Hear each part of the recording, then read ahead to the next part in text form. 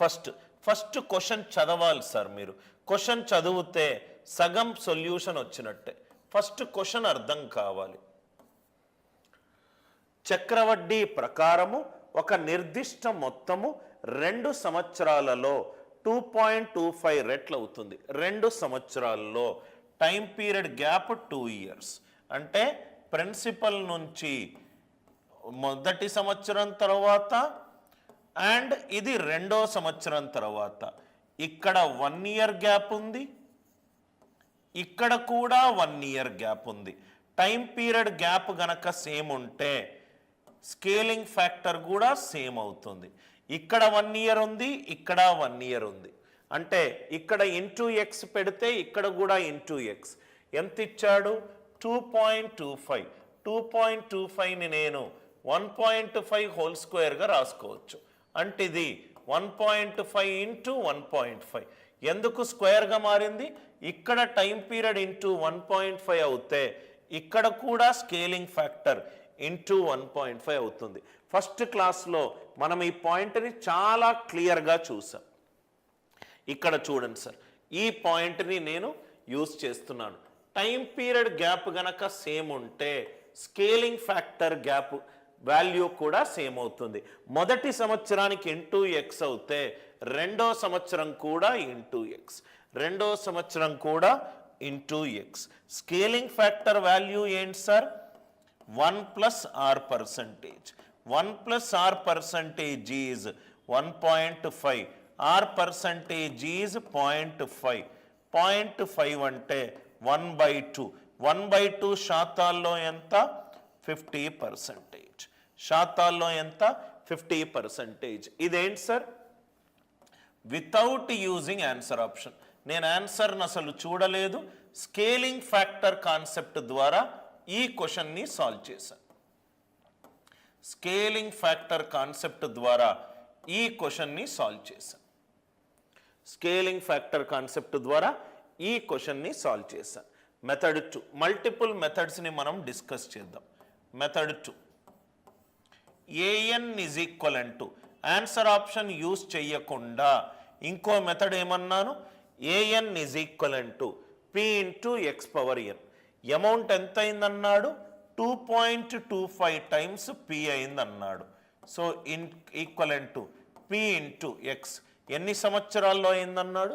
Square.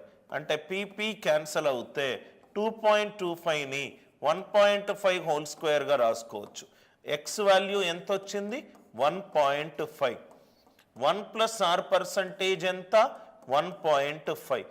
r% ఎంత అయింది? 0.5. 0.5 అంటే ఎంత sir? 50%.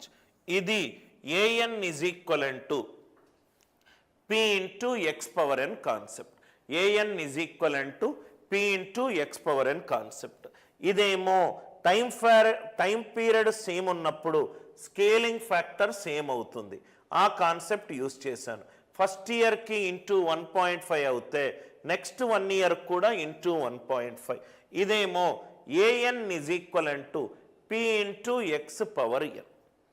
an is equal to p into x power 1. Sir నేను ఆన్సర్ ఆప్షన్ యూజ్ చేస్తే method 3, using answer options. Using answer options. Using answer options. చాలా జాగ్రత్తగా వినండి సార్. ఆన్సర్ ఆప్షన్స్ని ఎలా యూజ్ చేస్తున్నానో ఇక్కడ చూడండి సార్. అమౌంట్ ఎంత అయింది? 2.25 టైమ్స్ అయింది. అమౌంట్ ఎంత అయింది?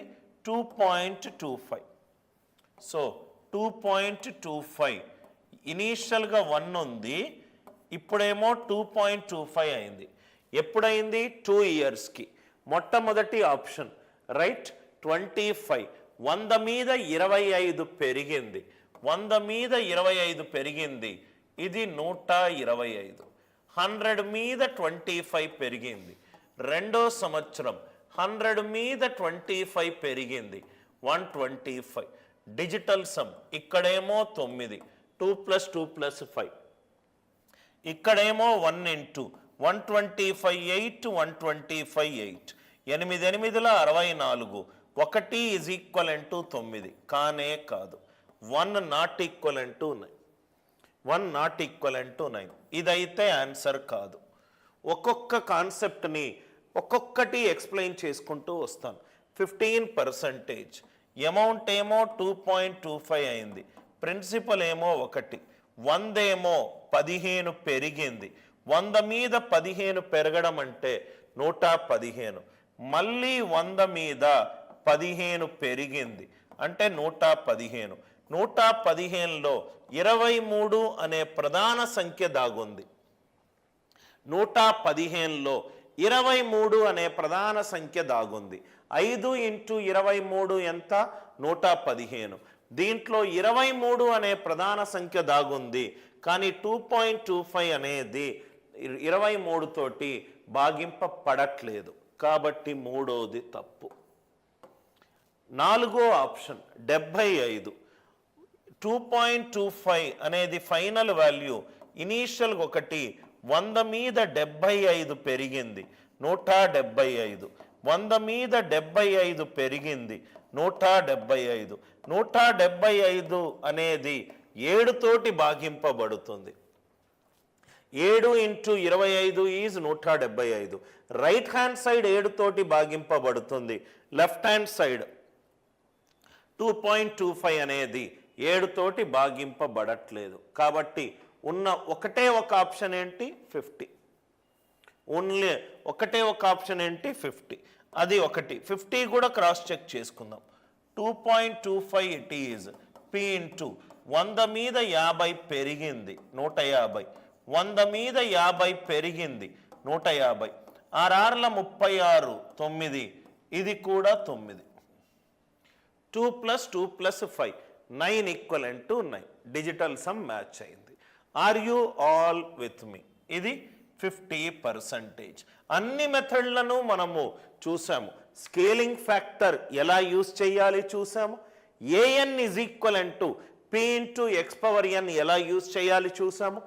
డిజిటల్ సమ్ ఎలా యూజ్ చేయాలి చూసాము. భాజనీయత సూత్రము ప్రధాన సంఖ్యకి ఎలా యూజ్ చేయాలి కూడా మనము చూసాము. I hope the first problem has given you a clarity, right? A method ఎవరు ఫాస్ట్గా అనేది వాళ్ళ యొక్క కంఫర్ట్ జోన్ మీద ఆధారపడి ఉంది. ఫస్ట్ క్వశ్చన్ అందరికీ క్లియర్ అయింది కదా సార్?